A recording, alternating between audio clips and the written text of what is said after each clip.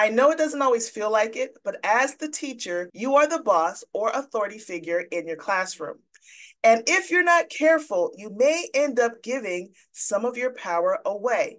So in today's video, I am sharing some ways that teachers give up their power in the classroom. Up next.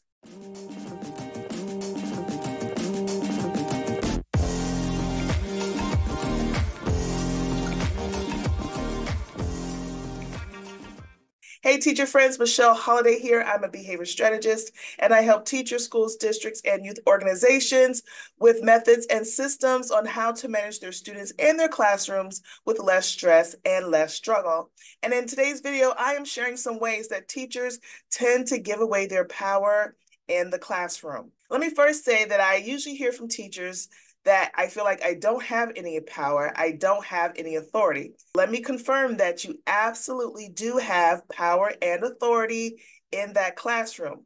Does it always look the way you want it to look? No, probably not. Is it limited? Definitely.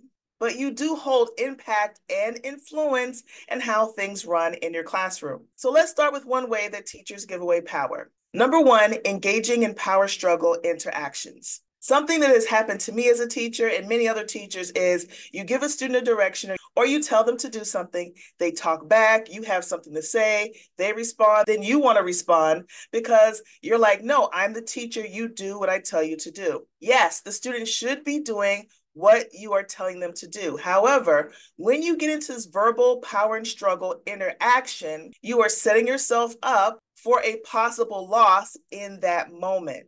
Because in reality, we can't make a student do what they don't want to do, especially in today's society. So instead of going back and forth with the student, how about you give the student the direction, maybe once, no more than 3 times, and then you disengage and then allow the management system that you have in place or possibly the school behavior plan in place to do the follow-up. The second way that teachers give away their power is for kicking out their students for minor to medium behavior issues. Now, I can relate to this because I was the queen of the kick out. You don't want to follow directions, get out. You don't want to listen to me, get out.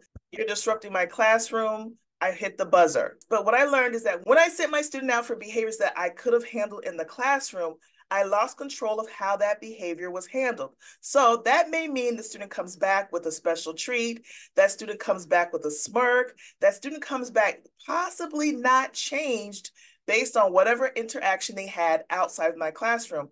And I can't blame them because I sent them out. Now hear me, I'm not saying that you never send a student out for behavior. I am saying be conscious of the types of behaviors that you are sending the student out for, and understand once you send them out, the say-so and how that is addressed now has been given away to someone else. The third way that teachers give away their power is by not having a what-if plan in place, meaning they are not prepared for the behaviors that are happening or have happened in the past in their classroom.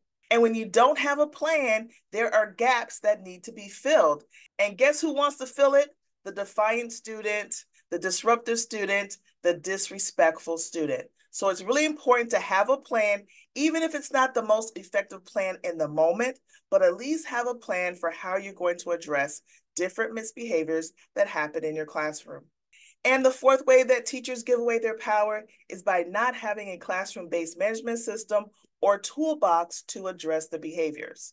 When you have a system that gives you a guideline on how you're going to interact or respond to students, and that includes positive behaviors and negative behaviors, the authority that you have in your classroom is solidified by implementing your system. Also, when the students see that you have methods and you're prepared to address certain behaviors, they are more respectful of the position that you hold in the classroom. So there you have it, 4 ways that teachers give away their power. Have you ever given away your power in your classroom? I know I have. If you can identify with this, share it in the comments below, and I will see you in the next video.